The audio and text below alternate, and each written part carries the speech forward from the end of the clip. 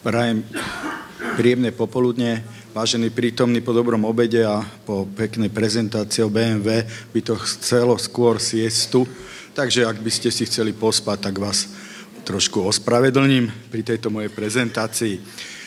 Transplantácia srdca je v súčasnosti štandardná liečebná metóda, ale prináša určité špecifické problémy, ktoré niekedy prechádzajú až do takých všeobecných problémov pri iných diagnózach v detskej kardiológii a kardiochirurgii.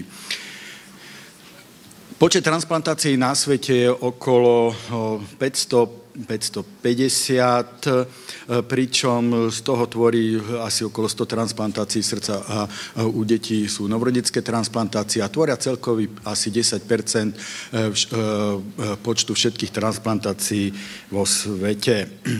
Hlavne diagnózy, prečo v detskom veku sa transplantuje srdce, sú hlavne kardiomyopatie a vrodené chyby srdca. Samozrejme, s vekom sa to mení, u novorodencov sú viacej tie vrodené chyby, u väčších detí a dospelých mladých už sú to viacej kardiomyopatie. Kedy indikujeme dieťa na transplantáciu? Indikujeme ho vtedy, keď NIHA je 3-4, a zároveň odhadovaná dĺžka života je kratšia ako očakávanie prežitie po transplantácii. Existujú aj kontraindikácie, ktoré boli vypracované teda odbornou spoločnosťou pre transplantáciu srdca plúc a srdca plúc. V 93. platia v podstate doteraz menšími obmenami a tieto kontraindikácie sú jednak všeobecné. To znamená, že prítomnosť akejkoľvek nejakej nekardiálnej choroby alebo nejakého ukazovateľa, ktorý by nám mohol skrátiť prežívanie alebo zvýšiť nejaké problémy, zvýšiť reakciu alebo v podstate nejaké problémy s imunosupresiou. Potom existujú špecifické kontraindikácie, ktoré sú, každé pracovisko si ich trošku samo upravuje, sú jednak zdravotníckeho charakteru, kde patria infekcie, onkologické, systémové ochorenia, ale patrí aj iné, ako aj vek, obezita a patrí do toho aj zhodnotenie psychosociálnych faktorov, ktoré sú potrebné pre úspešnú transplantáciu. V detskom kardiocentre sme začali program transplantácií srdca v 1995. Treba si uvedomiť, že ide o celospoločenský program a za toto obdobie sme dali na indikáciu 48 pacientov, z ktorých sme 16 pacientov sa transplantovalo, 111 pacientov priamo v detskom kardiocentre a 5 pacientov bolo transplantované na iných pracoviskách. V súčasnosti máme 3 čakateľov, 5 pacientov sme kontraindikovali a exitovalo na 20 pacientov. Väčšinou vyšlo v 75% o pacientov s myokarditidou alebo s dilatačnou kardiomyopatiou. Prežívanie v súčasnosti a medián prežívania je celkový podľa teda veku detí od tých 12 rokov do 20 rokov. Toto je krivka u nás, u týchto 11 pacientov, kde 6 pacientov nám exitovalo a trošku zohľadňuje určitú takú benevolenciu teda v rámci kontraindikácií, že sme boli takí mäkkí a neboli sme takí striktní v týchto kontraindikáciách. A to jednak v oblasti zdravotníckych indikácií, ale aj v oblasti psychosociálnych. Prezentujem 5-ročné dieťa, našu Kamilu, čo sa týka nejaké rodinnej anamnézy alebo osobnej amnézy, nič závažného tam nebolo. Dieťa malo primeraný vývin, len sa objavilo pár nejakých bronchitít, pri ktorých bolo odporúčené aj kardiologické vyšetrenie, na ktoré sa nedostavili. V októbri minulého roku bola Kamila vyšetrená LSPP, kde pre už niekoľko dní pretrvajúce dyspeptické obtiaže, bolesti brucha, zvracanie riedkej stolice. Preto som to zvýraznil, pretože mnohokrát prvé príznaky u detí kardiálneho zlyhávania sú charakterizované dyspeptickými ťažkosťami a toto môže mnohokrát zmiasť lekárov. O niekoľko dní bola prijatá na pediatrické oddelenie na isku z kardiálnej dekompenzácie výraznými výpadkami a preto, že predpokladal sa budiť o kardiomyopatiu alebo myokarditídu, dieťa bolo po konzultácii prevezené do detského kardiocentra, kde dieťa pri prijatí bolo výrazne nekľudné, tachypnoické, dyspnoické, tachykardické, čiže s nízkym srdcovým výdajom a teda výrazne dekompenzované. Vidíme tu na EKG pri príjme, jednak je to tachykardia, nepriame známky hypertrofie, dilatácii ľavej komory, preťaženie ľavej komory, preťaženie pravej komory. Na rentgenovom snímku vidíme výraznú dilatáciu, pleurálny výpodok a teda bronchopneumóniu. A na ultrazvuku vidíme dilatovanú ľavú komoru s dilatovaným anulom mitrálnej chlopne a s mitrálnou insuficienciou, taktiež výrazne dilatovanú hlavu predsieň. A vidíme tu funkciu ľavej komory, čiže ejekčná frakcia, toto je norma, je veľmi nízka, vidíme, že nie je tu žiadna nejaká kontraktilita. Pacientka bola na isku, bola zamonitorovaná, bol nasadený dobutamín, potom ďalšia inotropná podpora, diuretika a po 8 dní sme dieťa prevádzali na liečbu chronického srdcového zlyhávania. Popri tom sme dali ešte aj imunoglobuliny, pretože sme neboli celkom istí, či ide o kardiomyopatiu alebo o myokarditídu. Po 3 dňoch na tejto liečbe chronického srdcového zlyhania nám došlo k opätovnému zlyhaniu, ako vidíme ešte s nižšou ejekčnou frakciou a opätovne sa museli vrátiť na trojkombináciu inotropie.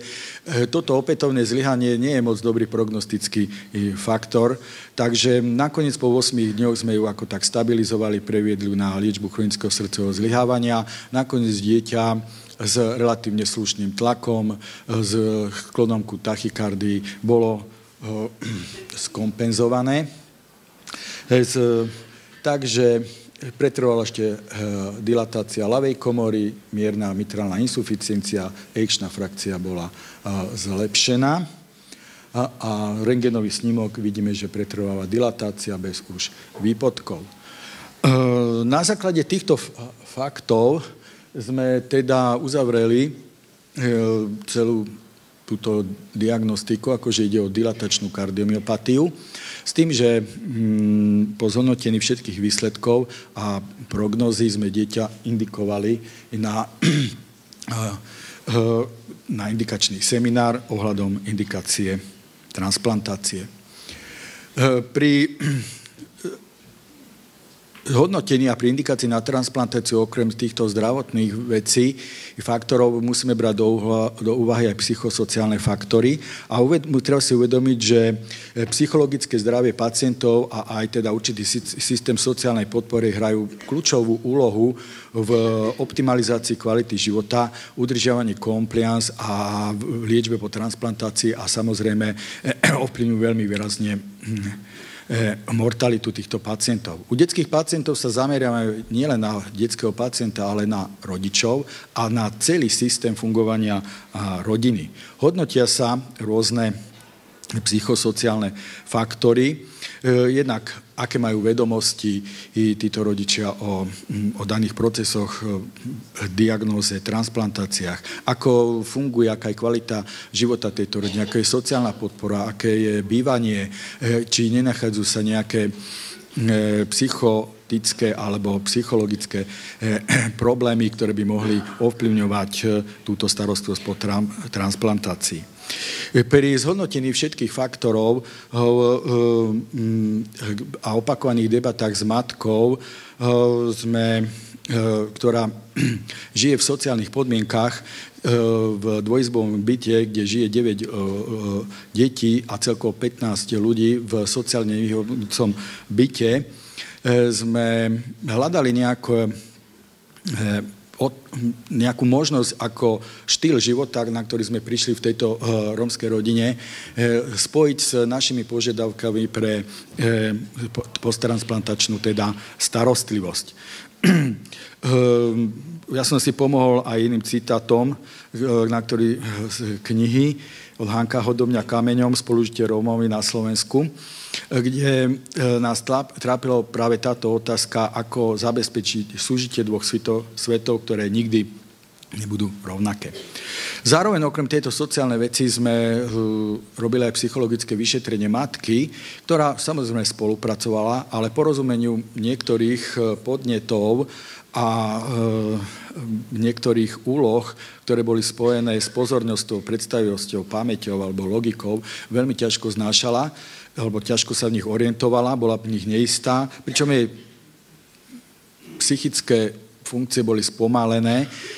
Je na úrovni takých 9 až 12 ročného dieťaťa, ale matka mala skúsenosti ako žena, mala skúsenosti ako matka, pričom počas celého pobytu sa veľmi ťažko sociálne adaptovala, ale na druhej strane chcela mať pozitívne sociálne vzťahy s ostatnými prítomnými aj personálom na kardiologickom oddelení.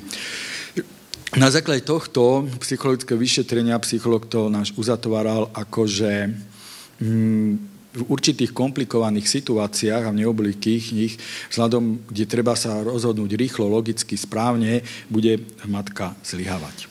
Otázka tunak bola na plénum asi taká, nefunguje alebo nie je prítomný ten systém. A teda poprosím sa dostať do tej situácie, že na jednej strane máme indikácie zdravotnícke, na druhej máme psychosociálne indikácie a my sme sa museli rozhodnúť, či dáme dieťa do transplantačného programu. Poprosím, kto si myslí, že áno.